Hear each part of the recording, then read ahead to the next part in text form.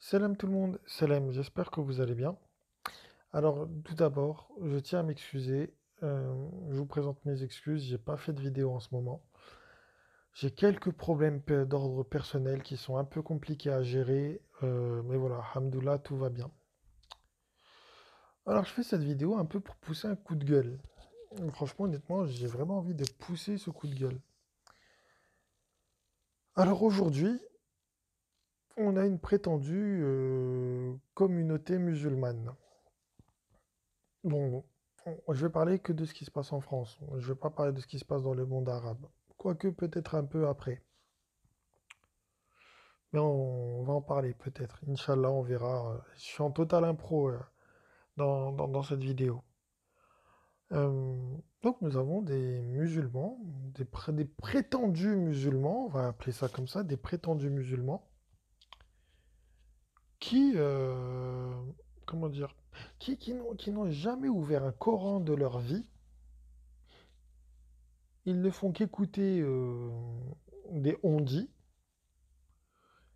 et ils viennent suivre une tradition. Une tradition dans laquelle il n'y a ni justice, ni amour, ni paix, et encore moins réflexion, et encore moins intelligence. Dans la communauté aujourd'hui dite musulmane, euh, je sais pas, moi j'entends dans les médias que ce serait soi-disant la religion de paix et d'amour. Moi, je sais pas, moi, je vois le comportement des musulmans aujourd'hui, il n'y a pas de rahma. La rahma, elle a complètement disparu. Il n'y a pas de bonté musulmane aujourd'hui. Et regardez comment les musulmans aujourd'hui, ils sont durs. Ils sont durs. C'est pas vrai. L'islam, on va être clair, hein, parce que l'islam qui est pratiqué majoritairement aujourd'hui, c'est le sunnisme. Le sunnisme, je vous le dis, pour brûler vos hadiths, tout ce qui est en dehors du Coran, brûlez-le. Brûlez-le, foutez-moi ça à la poubelle, brûlez-le. Parce que vos conneries, là, ça brise des vies. Vos vos conneries de hadith, brisent des vies. Ça brise des familles. Ça brise des couples. Toutes vos conneries, là, voilà ce que ça apporte. Voilà. On va être clair, je vais vous expliquer pourquoi je dis ça. Certaines familles, en tout cas qui pensent être musulmanes, hein, qui pensent que ce qu'elles font c'est islamique, euh, érigent des règles qu'Allah n'a jamais ordonnées. Pourquoi? Parce que tu as un imam derrière ou des soi-disant traditions derrière qui leur font penser que ce qu'ils font est juste. Et ils ne réfléchissent pas à leurs actes. Incroyable, non? Incroyable. Il y a un truc qui a pris le pas aujourd'hui dans la soi-disant communauté musulmane, c'est la chose suivante. Aujourd'hui, ce qui compte pour les musulmans, ça n'est plus le regard de Dieu, ça n'est plus de plaire à Dieu. Ce qui est important aujourd'hui pour les musulmans d'Île-de-France, c'est le regard de l'autre. Aujourd'hui, nous sommes face à un faux islam, parce que ça n'a rien à voir avec le Coran, ce qui se passe. Tout ce qu'ils font n'a rien à voir avec le Coran. Donc nous sommes en face d'un faux islam, dans lequel le regard de Dieu ne compte pas, c'est le regard de l'autre, de la communauté qui compte. Et c'est très grave. Ça, c'est encore une preuve que vous commettez l'association, là, les sunnites. Ce qui compte pour vous, c'est le regard des autres, non pas le regard de Dieu. J'ai fait des vidéos pour expliquer qu'être musulman, qu'être musulman, être un musulman, c'est être pleinement soumis à Dieu seul, d'accord? Sans intermédiaire. On va parler un peu des prophètes dans le Coran.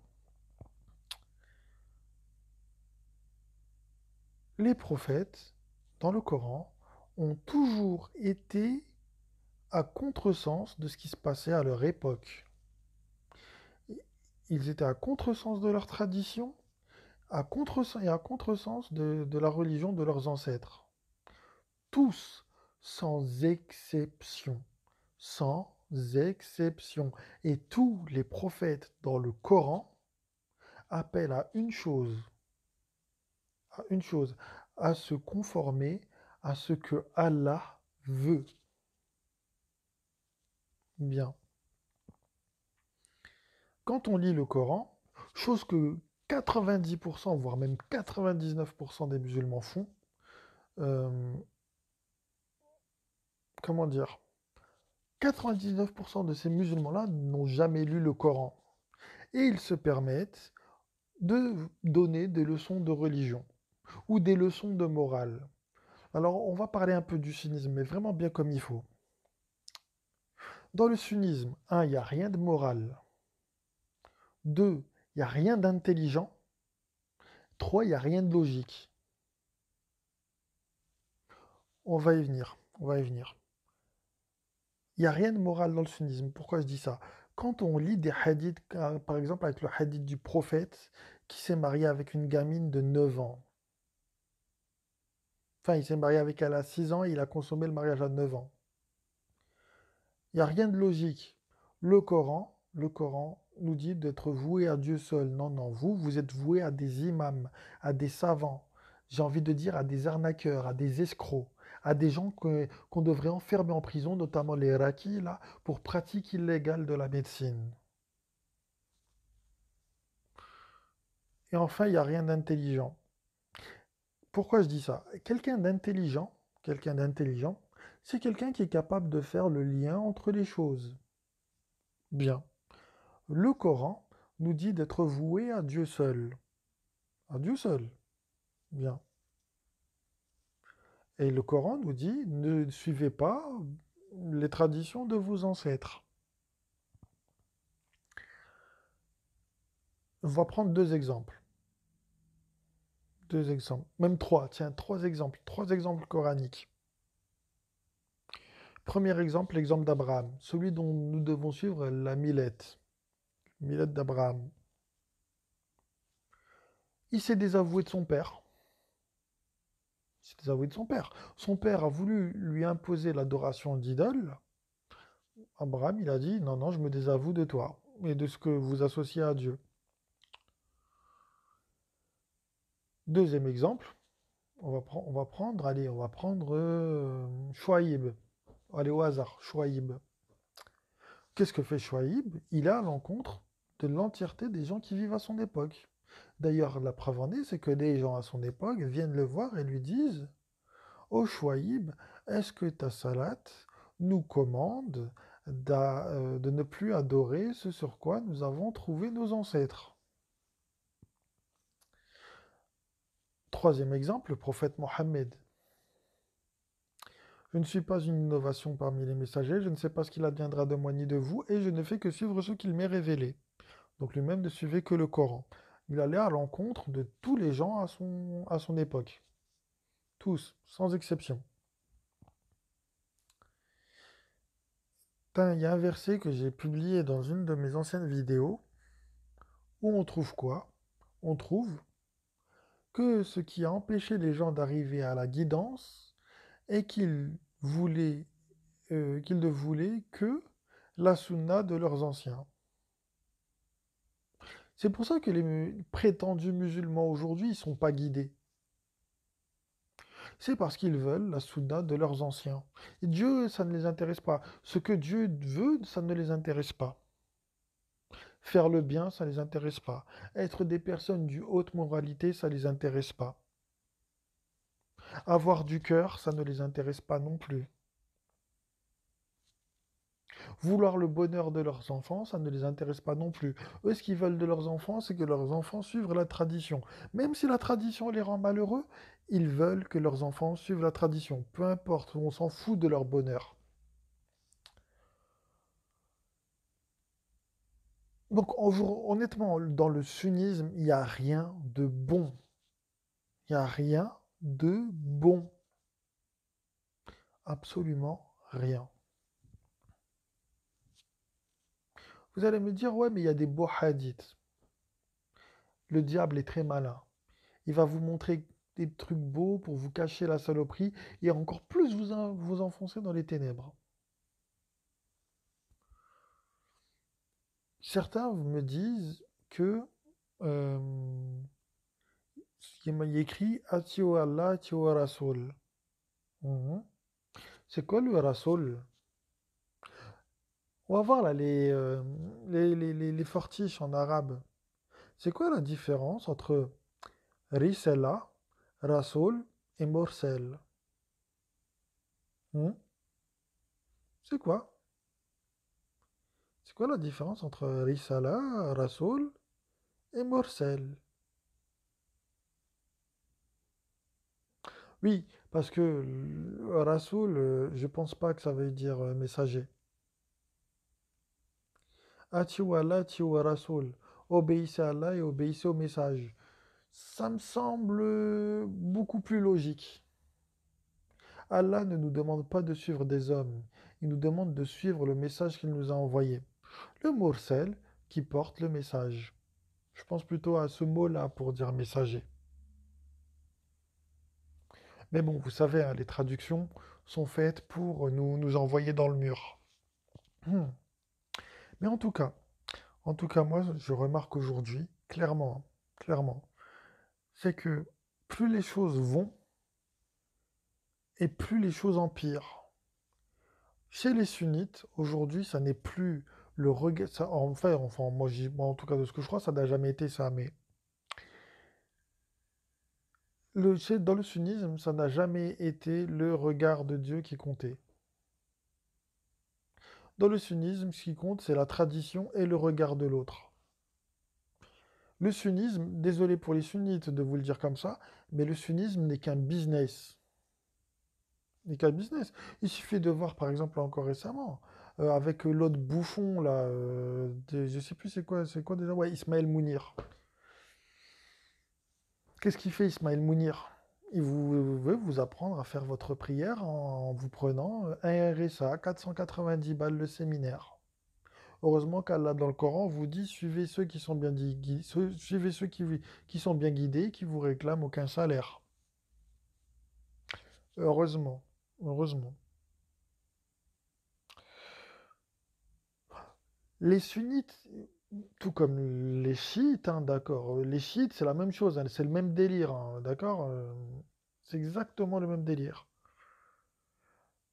Que ça soit le chiisme ou le sunnisme n'apporte absolument rien de bon.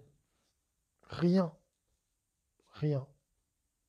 T'en as certains, ils vont me dire, ouais, mais t'en as, ils sont dans le sunnisme, mais ça les structure. Ça les structure. Vous êtes sûr? Ça les structure dans quoi? Oui, ils ont la meilleure des structures pour associer à Dieu. Ah ouais. Ils ont la meilleure des structures pour finir avec un cœur dur comme la pierre. Oui, dans le sunnisme, il n'y a pas de rahma, hein. Il n'y a pas de bonté dans le sunnisme. Regardez, rien que sur les aumônes. L'aumône, elle n'est pas faite pour aider le pauvre. Non, non, non, non, non, non. Dans le sunnisme, l'aumône, elle est faite pour tenir une comptabilité. Oui, oui. L'aumône, elle est faite pour tenir une comptabilité. Quand le sunnite donne quelque chose à un SDF, c'est pas pour aider le SDF. Le sunnite, quand il donne quelque chose au SDF, c'est pour sa pomme à lui, pour dire ah, j'ai une hassanette pour pouvoir aller faire des saloperies avec les 73 vierges du paradis. Quand c'est un homme. Les femmes, j'en parle pas. Les femmes, dans le sunnisme, vous êtes des moins que rien. Ah oui, et surtout, les filles, attention, hein, dans le sunnisme, ne divorcez pas. Ne divorcez pas, surtout ne divorcez pas. Parce que dans le sunnisme, surtout si vous avez un enfant, dans le sunnisme, si vous divorcez, c'est votre mort sociale. Dans le sunnisme, une femme divorcée, elle est sale. Bon courage pour refaire votre vie, mesdames qui êtes divorcées, qui avez des enfants.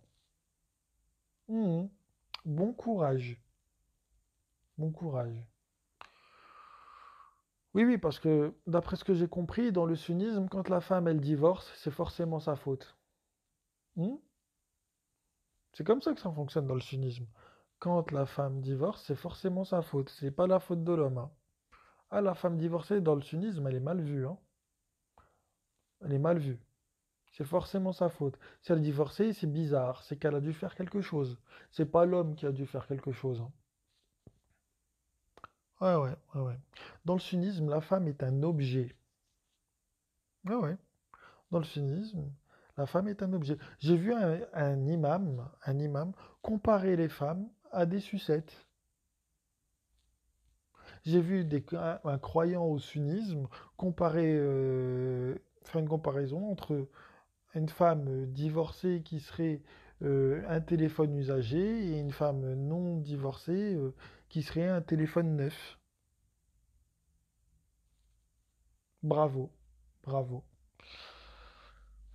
Donc voilà. Donc réfléchissez un peu à tout ça là.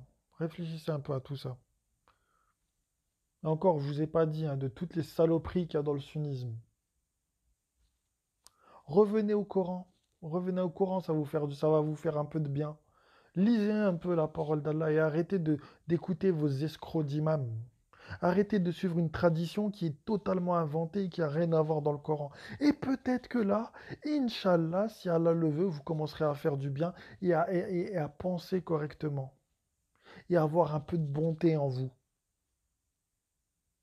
Voilà. C'est tout ce que j'avais à dire sur ce. Je vous passe le salam et je vous dis à plus tard. Salam.